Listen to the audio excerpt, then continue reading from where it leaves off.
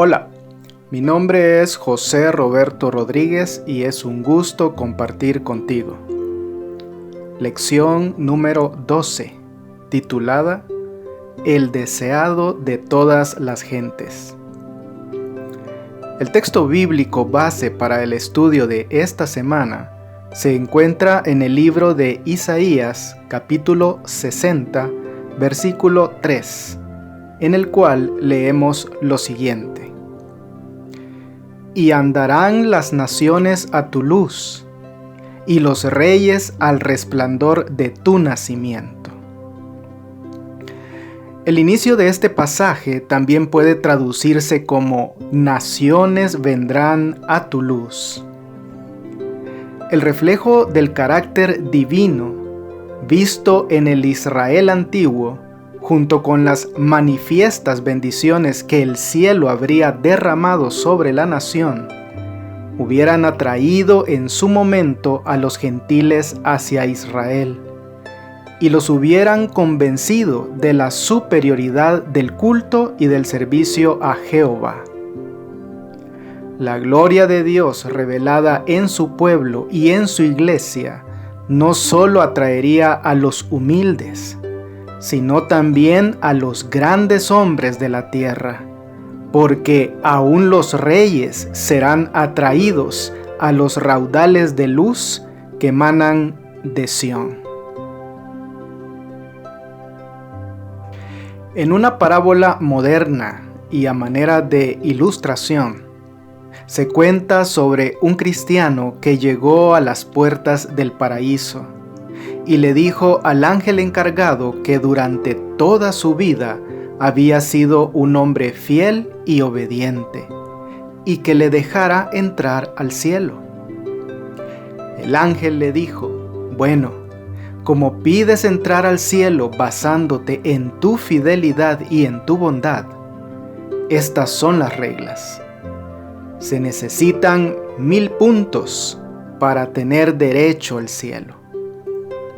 Dime las cosas buenas que hiciste y yo te diré cuántos puntos vale cada una de ellas. Los iremos sumando y si llegas a 1000, te dejaré entrar. El hombre quería terminar rápido, así que comenzó con aquellas cosas que a su juicio valían más puntos, diciendo, lleno de autosuficiencia: estuve casado durante 40 años con la misma mujer. 3 puntos, contestó el ángel. Con el rostro lleno de angustia, el aspirante exclamó: ¿3 puntitos nada más? Sí, respondió el ángel, solo 3 puntitos. Y no hables mal de tu esposa porque los puedes perder. El hombre, desesperado y tratando de aumentar su puntuación de manera significativa, declaró: fui vegetariano durante 20 años. Magnífico, medio punto por ello. Muy inconforme, el personaje continuó: desde el día de mi bautismo di mis diezmos fielmente, y como ofrendas entregué siempre una cantidad igual al diezmo. Y con la angustia dibujada en su rostro pregunta: ¿cuántos puntos? 1 punto, le responde el ángel. Cabizbajo y resignado a quedar fuera del reino de los cielos, dice: a este paso que vamos, la única forma de entrar al cielo es por la gracia de Dios. El ángel dio un salto de alegría, lo tomó de la mano y lo introdujo de inmediato en el cielo, diciéndole: maravilloso, 1000 puntos. Sí, 1000 puntos. ¿Y sabes por qué? Porque por gracia sois salvos por medio de la fe, y esto no de vosotros, pues es don de Dios. Esta semana podremos ver más de esta gran verdad según se revela en los escritos del profeta Isaías. Una de las mayores interrogantes en la teología práctica es la siguiente. Si amáramos a alguien y tuviéramos el poder para hacer que sus sufrimientos se terminara, ¿acaso no lo haríamos? Isaías comienza el capítulo 59 dirigiéndose a aquellos que se preguntaban si tal vez Dios no era todopoderoso y si era por eso por lo que sus sufrimientos continuaban. Isaías 59, 1. He aquí que no se ha cortado la mano de Jehová para salvar, ni se ha agravado su oído para oír. El pueblo de Dios se preguntaba por qué parecía que Dios no los rescataba de sus problemas. Ellos se preguntaban si tal vez la fuerza de Dios había disminuido, es decir, si su mano se había acortado. Muchos israelitas atribuían las dificultades que acosaban a la nación a la incapacidad de Dios para librarlos, y habían llegado a tener una concepción de Dios similar a la que los paganos tenían de sus dioses.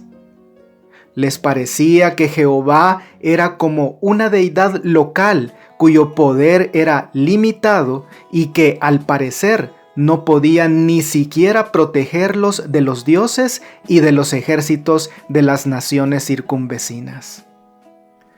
Pero en este pasaje, el Señor responde categóricamente.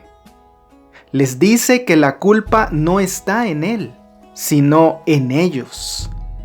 Su brazo aún es poderoso y su oído todavía está atento al clamor de sus hijos. Puede ayudarlos y lo hará una vez que los impedimentos hayan sido eliminados.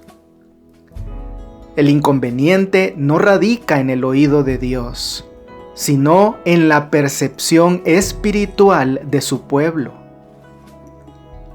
Más argumentos son presentados en el siguiente versículo. Isaías 59, 2. Pero vuestras iniquidades han hecho división entre vosotros y vuestro Dios, y vuestros pecados han hecho ocultar de vosotros su rostro para no oír.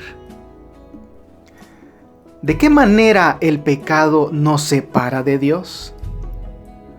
No necesariamente nos separa de su presencia, porque Él está presente en todas partes. Recuerda, por ejemplo, que en el Edén fueron el hombre y su mujer quienes se escondieron de la presencia de Jehová Dios entre los árboles del huerto.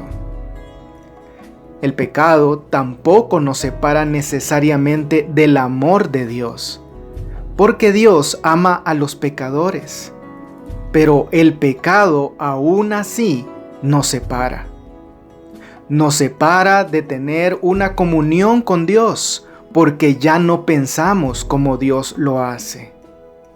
Nos separa de las bendiciones de Dios, porque ya no estamos confiando en Él ni dependiendo de Él.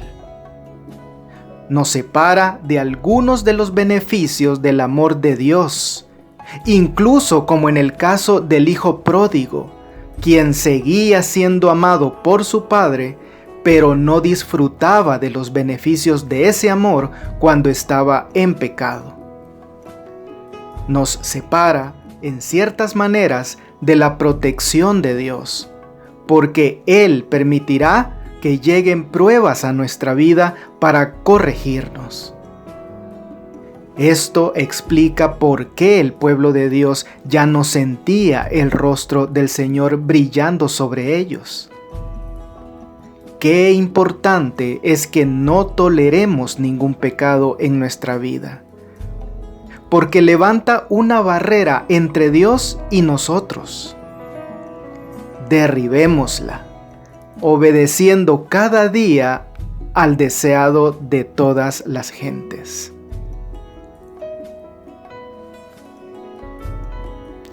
La primera parte del capítulo 59 de Isaías habla de lo que el hombre hizo al tolerar el pecado, dando paso a una barrera de separación entre Dios y la humanidad. Pero en una segunda parte habla de lo que el Señor hizo para afrontar el alarmante panorama del problema del pecado. Isaías 59, 16 y 17. Y vio que no había hombre, y se maravilló que no hubiera quien se interpusiese. Y lo salvó su brazo, y le afirmó su misma justicia. Pues de justicia se vistió como de una coraza, con yelmo de salvación en su cabeza. Tomó ropas de venganza por vestidura, y se cubrió de celo como de manto. Dios esperó y esperó a que un desobediente Israel se volviera a él. Esperó y esperó porque un hombre los guiara de regreso a él, o que un intercesor pidiera por su causa. Pero nadie se levantó. Así que el Señor mismo decidió hacerlo. Si un hombre o un intercesor hubieran aparecido, hubieran salvado a Israel de muchas calamidades. Pero el hecho de que ningún hombre ni ningún intercesor dé un paso al frente no detiene el plan de Dios. Él esperó para poder trabajar en equipo con el hombre. Él esperó para poder trabajar a través de un intercesor. Pero el trabajo de Dios continuará aun si nadie se levanta. Isaías describe a Cristo como un guerrero armado que entra en la lucha por la salvación del hombre. Qué importante es valorar el sacrificio de Cristo en la cruz del Calvario.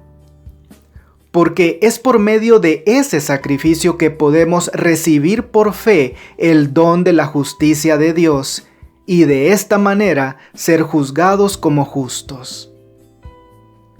Y si bien es cierto que somos juzgados por nuestras obras, no lo somos en el sentido de que ellas nos salvan. Pero lo que sí hacen es revelar si realmente hemos sido salvados. Las obras son una expresión externa, la manifestación humana de una fe salvadora. Mucho de esto nos lo recuerda el apóstol Pablo en Romanos capítulo 3, verso 24. Siendo justificados gratuitamente por su gracia, mediante la redención que es en Cristo Jesús. Al estar en tal estado pecaminoso, la única manera en la que podemos ser justificados es gratuitamente. Es decir, no la podemos comprar con nuestras buenas obras, porque si no fuera hecha gratuita para nosotros, no pudiéramos obtenerla. Así que somos justificados gratuitamente por su gracia. Su favor inmerecido es dado a nosotros sin importar lo que merecemos. Por lo tanto, es un dar motivado enteramente por el dador y no motivado en nada por aquel que la recibe. Tanto Pablo en Romanos 3, como también Isaías al final del capítulo 59, se centran plenamente en el Redentor, en Cristo Jesús. Isaías 59, 20. Y vendrá el Redentor a Sión, y a los que se volvieren de la iniquidad en Jacob, dice Jehová. La idea de la redención significa que Jesús nos compró. Por lo tanto, tú y yo le pertenecemos. Busquemos una verdadera experiencia cristiana, en la que la fe se exprese en un compromiso diario con el Señor y que a su vez se revele mediante la obediencia a la ley. Para conectar con la descripción de Dios creando luz, debemos hacerlo partiendo de la oscuridad descrita en el capítulo anterior. Isaías 59, 9 y 10. Por esto se alejó de nosotros la justicia, y no nos alcanzó la rectitud. Esperamos luz, y he aquí tinieblas, resplandores, y andamos en oscuridad. Palpamos la pared como ciegos, y andamos a tientas como sin ojos. Tropezamos a mediodía como de noche. Estamos en lugares oscuros como muertos. Pues bien, luego de la profunda y fuerte oscuridad descrita en este pasaje, viene inmediatamente el glorioso rescate del Redentor. La oscuridad es para acostarse, la luz es para levantarse. La oscuridad es para penumbra y sueño, la luz es para brillar. Primero, porque ha venido su luz, la recibimos de parte de Dios, pero luego tenemos un servicio que cumplir levantándonos y resplandeciendo. Tú no puedes resplandecer hasta que haya venido tu luz, pero una vez que ha venido, algo malo habrá con que no te levantes y resplandezcas. Aquí no estamos hablando de la luz terrenal. Esta es una luz que emana de la gloria de Dios, como aquella de Jesús en la transfiguración, cuando su rostro brilló como el sol y sus ropas se volvieron tan blancas como la misma luz. El resultado de resplandecer no podía ser otro que la atracción. Sí, porque los pueblos de la tierra que estaban cubiertos de tinieblas vendrían hasta Sión, atraídos por la luz de la gloria de Dios. ¿Recuerdas aquella promesa del pacto de Dios a Abraham? Génesis capítulo 12, versos 2 y 3. Y haré de ti una nación grande, y te bendeciré y engrandeceré tu nombre, y serás bendición. Bendeciré a los que te bendijeren, y a los que te maldijeren maldeciré, y serán benditas en ti todas las familias de la tierra. Lutero, el famoso reformador, dijo en su momento que la promesa "serán benditas en ti todas las familias de la tierra" debería de haber sido escrita en letras doradas y debería de estar exaltada en los lenguajes de todos los pueblos. Pues bien, aquí tenemos igualmente el mismo propósito que en el pasaje de Isaías. Porque a través de Abraham, todas las familias de la tierra serían igualmente atraídas a la luz de la gloria de nuestro Señor. Él, Abraham, y sus descendientes se convertirían en un canal de revelación de Dios para el mundo entero. Amigo y amiga, como representantes del Dios verdadero, somos responsables no solo de nosotros mismos, sino también del mundo. ¿Del mundo? Sí, porque tu mundo y mi mundo comienza con el vecino, con el compañero o compañera de trabajo, con aquel familiar que aún no conoce de la verdad.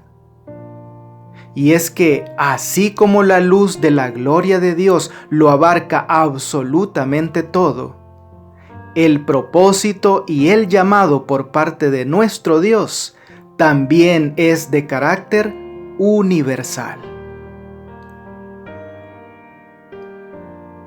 El capítulo 61 de Isaías es quizás uno de los más notables de su libro.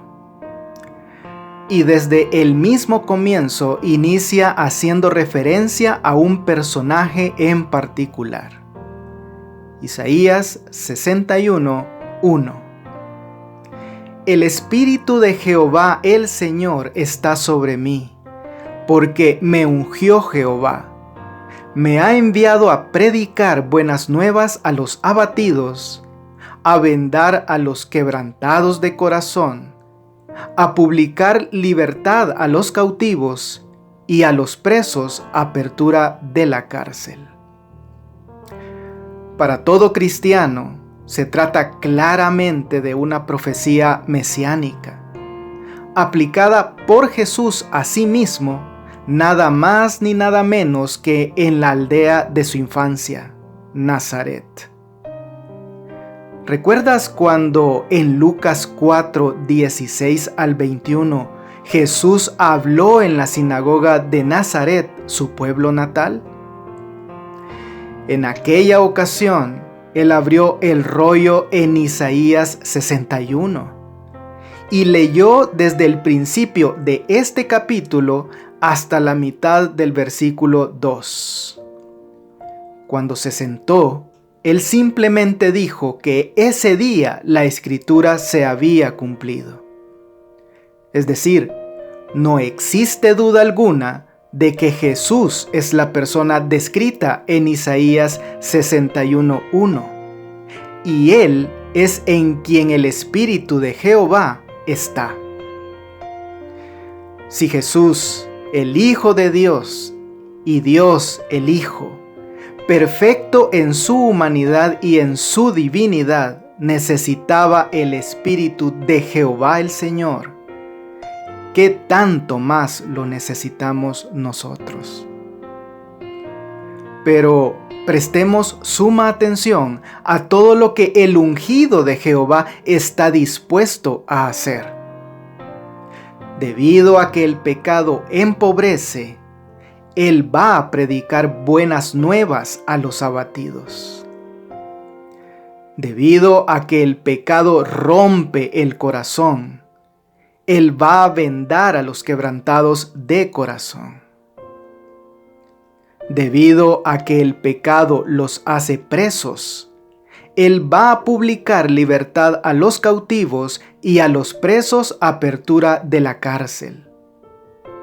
Y finalmente, ya en la primera parte del versículo 2 de Isaías 61, añade que debido a que el pecado oprime, Él va a proclamar el año de la buena voluntad del Señor. Y es que la gran obra de Cristo en la tierra era la predicación de las buenas nuevas de la salvación. Después de ser ungido, Cristo fue de lugar en lugar predicando su mensaje de perdón y aceptación de parte de Dios. Asimismo, el mensaje de Cristo era para los pobres y abatidos de espíritu.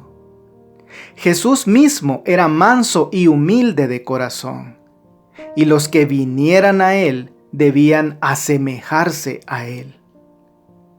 Vino para aliviar el sufrimiento de los que están tristes y fatigados por su carga de pecado, porque Jesús es el gran médico que vino a sanar los corazones y las almas de sus hijos. Resulta particularmente interesante notar dos cosas al final del verso 1.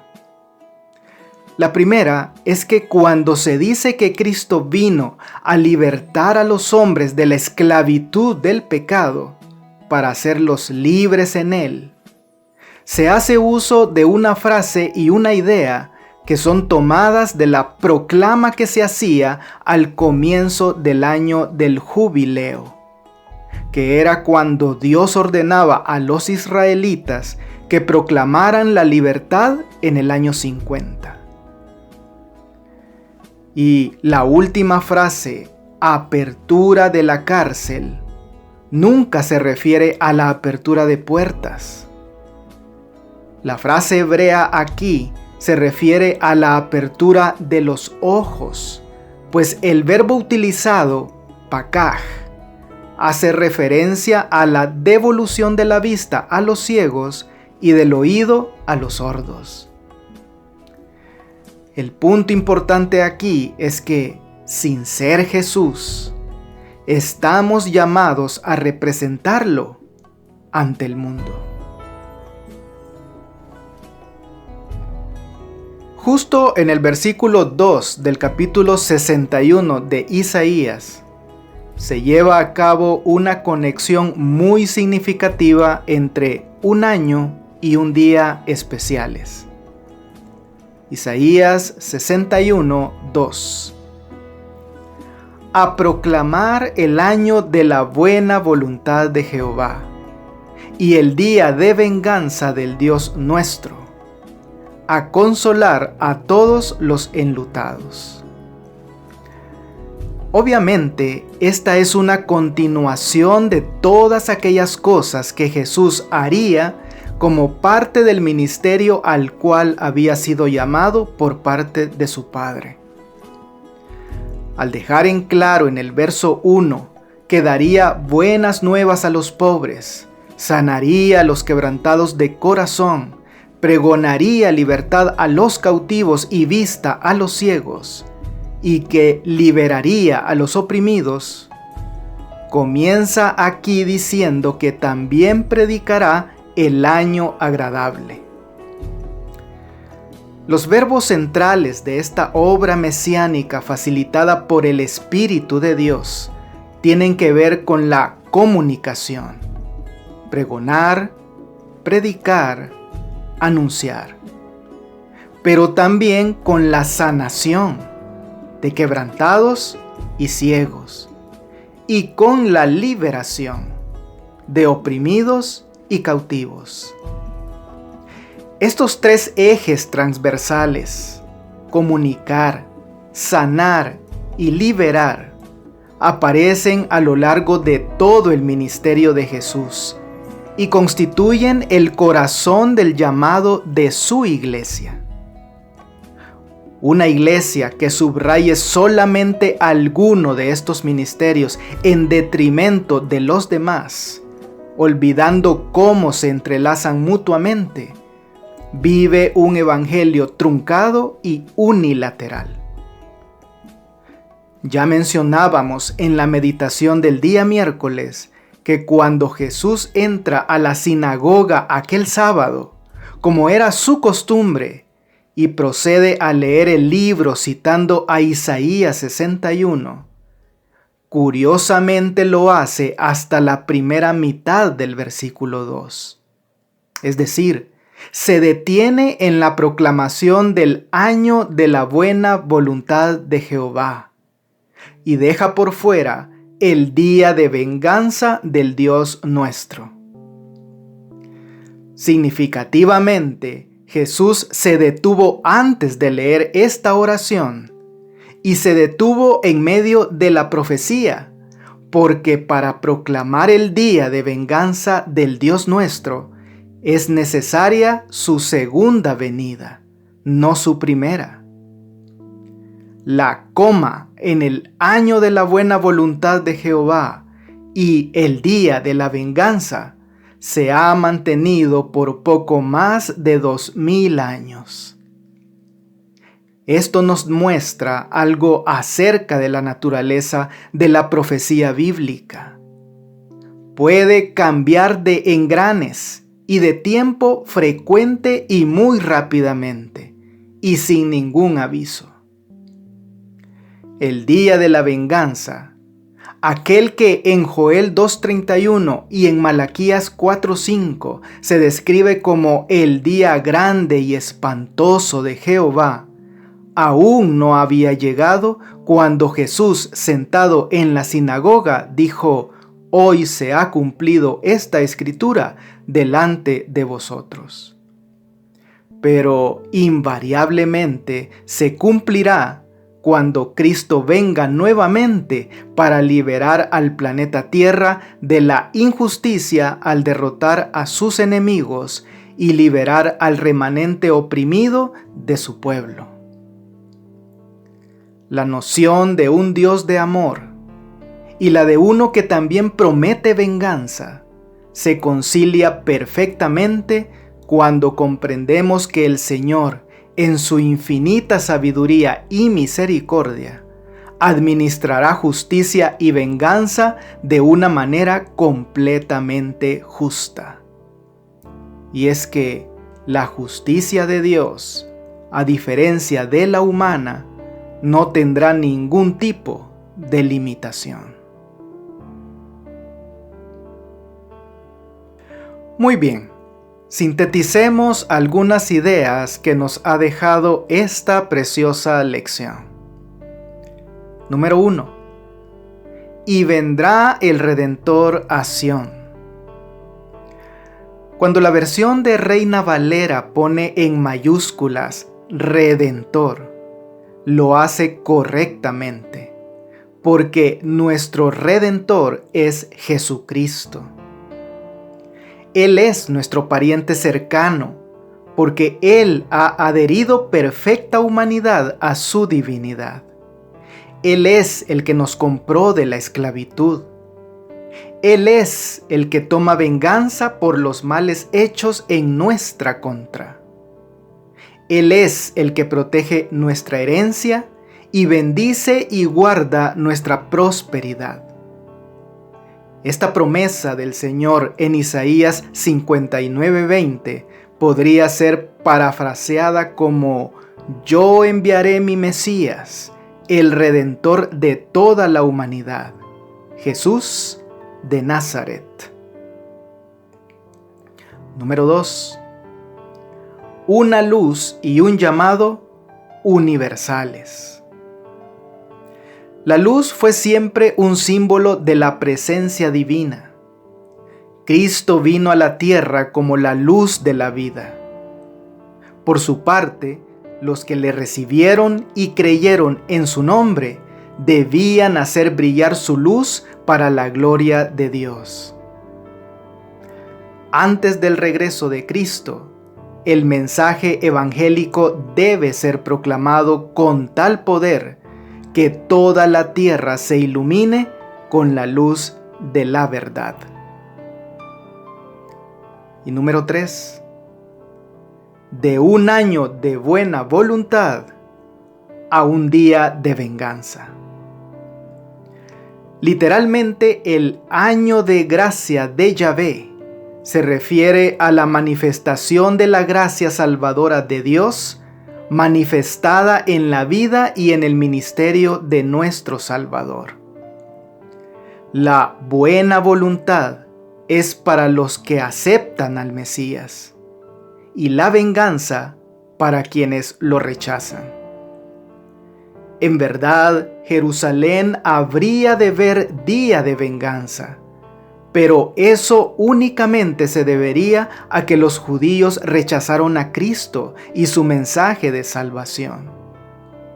La destrucción de Jerusalén fue solamente un símbolo del gran día final de la retribución divina. Amigo y amiga, la pluma inspirada nos termina relatando que cuando en la sinagoga Jesús leyó la profecía, se detuvo antes de la especificación final referente a la obra del Mesías. Habiendo leído las palabras a proclamar año de la buena voluntad de Jehová, omitió la frase y día de venganza del Dios nuestro. Esta frase era tan cierta como la primera de la profecía, y con su silencio Jesús no negó la verdad. Pero sus oyentes se deleitaban en espaciarse en esa última expresión y deseaban ansiosamente su cumplimiento. Que Dios te bendiga. No olvides apoyar este ministerio suscribiéndote a mi canal de YouTube. Con esto tendrás acceso a un video resumen completamente ilustrado y animado de la lección de escuela sabática para adultos al inicio de cada semana. Espero tus likes y tus comentarios de la lección. Bendiciones.